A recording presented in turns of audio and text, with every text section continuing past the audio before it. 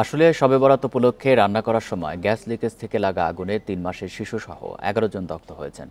দগ্ধরা সবাই জাতীয় burn and plastic surgery হাসপাতালে ভর্তি। এদের মধ্যে ৮ জনের অবস্থা আশঙ্কাজনক বলে জানিয়েছেন চিকিৎসক। স্বজনেরা জানান, আশুলিয়ার গুমাইল এলাকায় পরিবার নিয়ে থাকতেন মোহাম্মদ সুমন। শবে বরাত উপলক্ষে সুমনের মা ও ভাই সোহেলের পরিবার তার বাসায় বেড়াতে আসেন।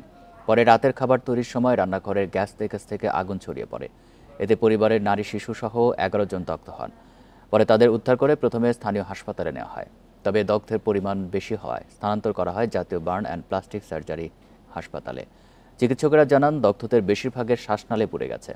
এদের মধ্যে ৩ মাস বয়সী এক শিশুসহ ৪ শিশু রয়েছে। রান্না করার সময় মনে করেন যে গ্যাস থেকে বিস্ফোরণ হয় আর কি। বিস্ফোরণ থেকে এই জিনিসটা বাস্ট হয়। ওই তখনই আশেপাশের লোকজনেরা আসে, ওদেরকে উদ্ধার করে। শ্বাসনালী পড়ার কারণে সবাই গুরুতর, কিন্তু ২ জনের অবস্থা খুবই আশঙ্কাজনক। তারা একজনের ৯৯%, একজনের ৯৫%। আমরা আইসিইউতে একজনকে শিফট করব।